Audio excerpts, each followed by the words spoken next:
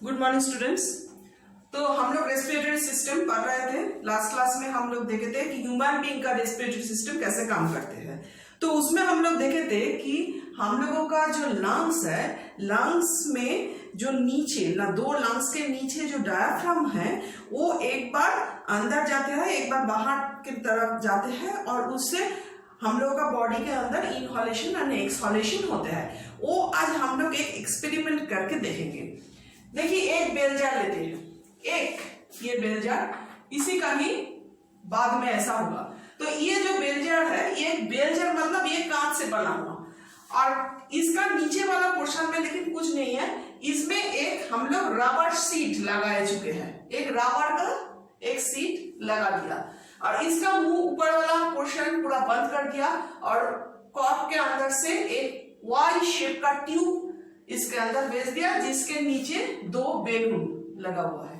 तो ये जो सीट ये प्लेन है और ये बेलून लेकिन ऐसे ही है, चुपके हुए हैं। ऊपर से तो हवा ओनली यहां से ही आ सकता है, ये वाला बंद है, एक्स्ट्रा हवा यहां से पास नहीं करेगा। अभी हम लोग देखो ये जो है सीट, ये रबर शीट, ये हम लोगों का वो डायफ्राम के हिसाब में काम करते हैं। तो ये यूजुअल जब ऐसे ही है, प्लेन है, तब बेलून लेकिन ऐसे है। बाद में ये देखो इसको थोड़ा सा हम लोग नीचे की तरफ खींचे हैं, नीचे की तरफ खींचे हैं मतलब कि हम लोगों का जो बॉडी में डायफ्राम है वो जब नीचे की तरफ थोड़ा सा मूव करते हैं तो क्या होते हैं, यहाँ पर अंदर वाला हिस्सा में जो हवा है वो तो फिक्स्ड है, तो उसमें थोड़ा सा जगह बन जाती है। अब वो जगह लेने के लिए कुछ हवा अंदर तो आएगा, लेकिन ये वाला मुंह बंद है तो अंदर कैसे आएगा, ओनली ये जगह खाली है, यहाँ से कुछ हवा एयर अंदर आके ये बेलून को थोड़ा सा इन्फ्लेमेशन कर दिया है। तो ऐसे ही देखिए जैसे कि ये हम लोगों का डायफ्राम के हिसाब में काम करता है, तो डायफ्राम ऐसे ही काम करता है, एक बार ऊपर की प्लेन हो जाता है, एक बार नीचे की तरफ बेंड हो जाता है। तो नीचे की तरफ बेंड होने से हवा हम लोगों को एल्वियोली के अंदर आ सकते हैं और जब ऊपर चले जाते हैं हवा फिर से निकल जाते हैं। ऐसे ही हम लोग का बॉडी में ऑक्सीजन आता है और कार्बन डाइऑक्साइड बाहर निकालने में मदद करता है। मतलब इनहॉलेशन यानी एक्सहॉलेशन। यूजुअली ये जो मस्कुलर सीट है हम लोगों का बॉडी में डायफ्राम जो है उसी के ऊपर उठने के और नीचे उठने से ही, नीचे जाने से ही होता है। तो ये हो गया कैसे हम लोगों का डायफ्राम काम करता है, इसका एक एक्सपेरिमेंट। दूसरा एक्सपेरिमेंट जो है वो है हम लोगों का जो सांस छोड़ते हैं हम लोग, उसमें कार्बन डाइऑक्साइड रहते हैं। ये हम लोग एक एक्सपेरिमेंट करके देखेंगे। ये एक बीकर है, बीकर का मुंह पूरा हम लोग बंद कर दिया है और बीकर के अंदर ये है लाइम वाटर। लाइम वाटर के साथ कार्बन डाइऑक्साइड एक रिएक्शन करते हैं। लाइम वाटर यूजुअली देखने में हम लोगों का जो पानी है एकदम साफ सुथरा पानी की तरह ही होते हैं।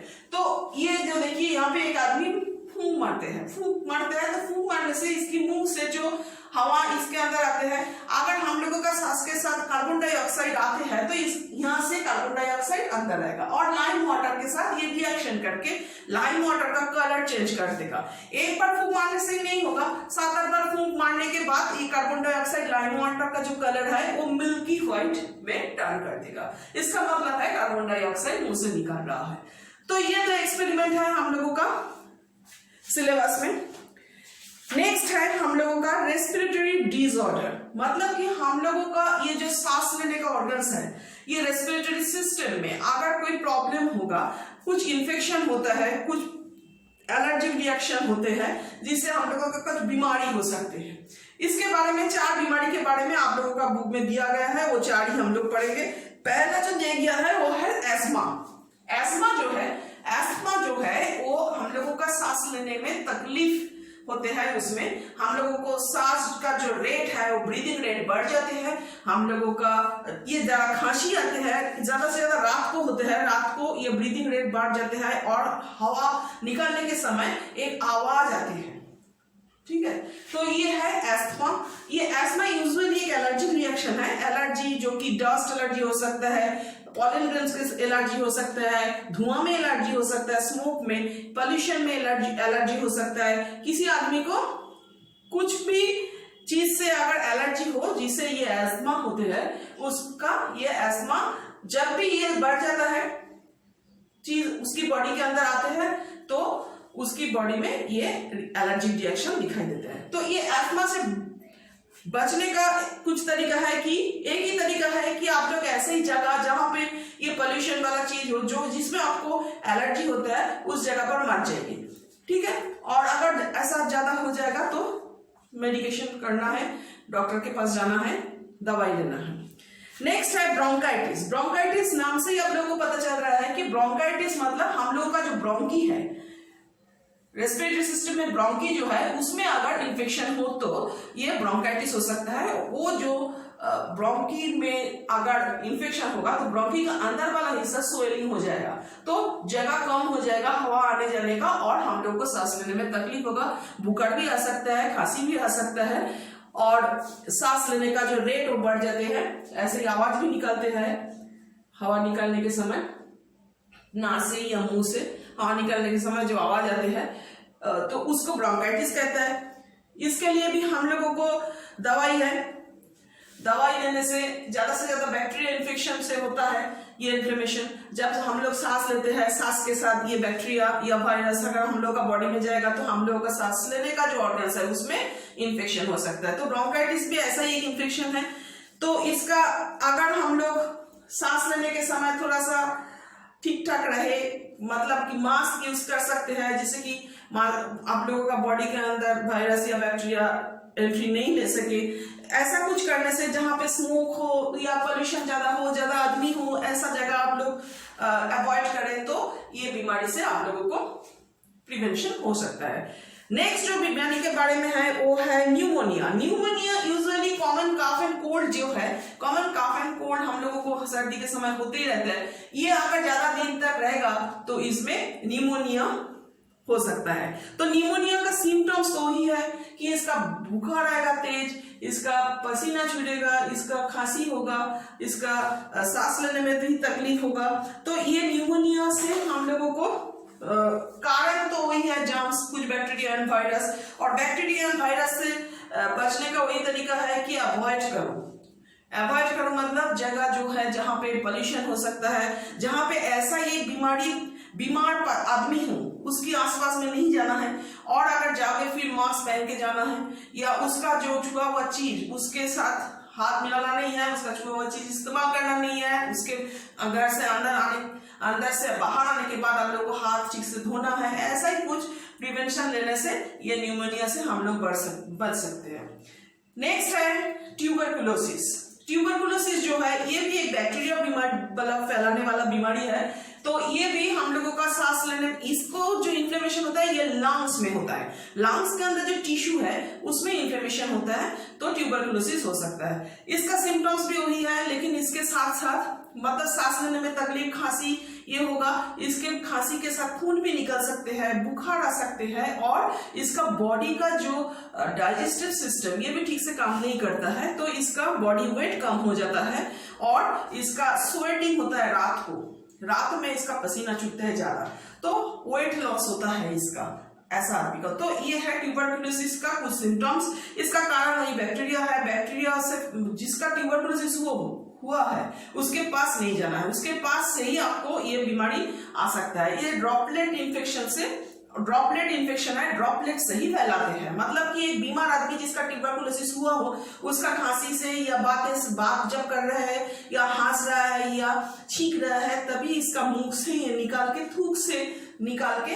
बाहर आते हैं, और हवा के साथ आप लोगों का बॉडी में आ सकते हैं। तो इसको अगर बचना है इससे, तो हम लोग को मास्क पहन के रहना चाहिए, और हम लोग को हाथ धोना चाहिए। ऐसा आदमी से जब हम लोग मीट करेंगे तब ऐसा ही कुछ प्रिकॉशन लेने से हम लोगों का ये बीमारी नहीं होगा। अगर होगा तो दवाई है इसका ट्यूबरकुलोसिस का, और ट्यूबरकुलोसिस के लिए हम लोगों को वैक्सीन भी है, वैक्सीन लिया जाए तो ये बीमारी नहीं होगा। और सबसे ज्यादा इंपॉर्टेंट बात ये है कि ये जो सारा बीमारी है, वायरस इन्फेक्शन हो या बैक्टीरिया वाला इन्फेक्शन हो, हम लोग का बॉडी के अंदर अगर इम्यूनिटी पावर ज्यादा हो तो ये वायरस या बैक्टीरिया हम लोग का बॉडी के अंदर जाने के बाद भी कुछ बीमारी फैल नहीं सकते। तो इसीलिए हम लोग को अच्छी तरह से खाना खाना है, अच्छी चीज खाना है, जिससे हम लोग का बॉडी का इम्यूनिटी पावर अगर बढ़ा के रखना चाहिए, और हम लोगों को रेस्ट लेना है अच्छी तरह से, जैसे कि हम लोगों को ये बीमारी नहीं होगा तभी अच्छा है, और अगर होगा तब डॉक्टर के पास जाना है, डॉक्टर दवाई से ये खुद ठीक हो सकते हैं। ठीक है, तो ये हो गया आप लोग का रेस्पिरेटरी सिस्टम। रेस्पिरेटरी सिस्टम खत्म हुआ। इसका जो एक्सरसाइज है ये हम लोग नेक्स्ट दिन दे देंगे। अभी आप लोग जो सेकेंड टर्म एग्जामिनेशन का सिलेबस है वो थोड़ा नोट डाउन करें। सेकेंड टर्म का सिलेबस, ठीक है, इसका भी 4 चैप्टर आप लोगों को इस बार भी पढ़ना है। 4 चैप्टर के अंदर में से हम लोग जो अभी पढ़े हैं ये है चैप्टर 5 रेस्पिरेटरी,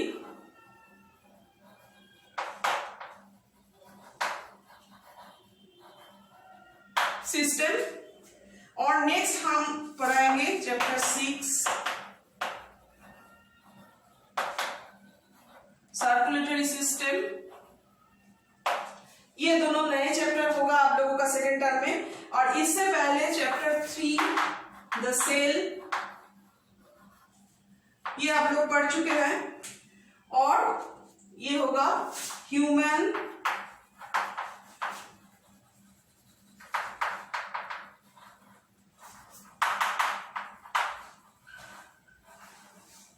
डाइजेस्टिव सिस्टम। तो 4 चैप्टर आप लोगों का सेकेंड टर्म एग्जामिनेशन में रहेगा। एक है द सेल, दूसरा है द ह्यूमन डाइजेस्टिव सिस्टम, तीसरा है रेस्पिरेटरी सिस्टम, एंड चौथा है सर्कुलेटरी सिस्टम।